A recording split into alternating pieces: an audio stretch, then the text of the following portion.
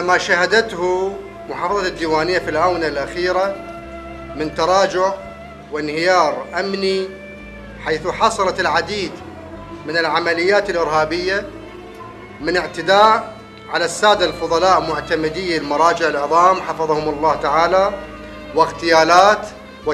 وتفجيرات وغيرها من عمليات إجرامية، والتي أدت إلى سقوط العديد من الضحايا الأبرياء، كان آخرها الطفلة التي سقطت شهيدة في العمل الإجرامي الذي حصل في الليلة الماضية. أن ذلك يدل بشكل واضح على عجز الحكومة المحلية التي قصرت كثيراً في حفظ الأمن، والذي هو من أهم واجباتها، وهذا ما يشهد به جميع أبناء محافظتنا العزيزة.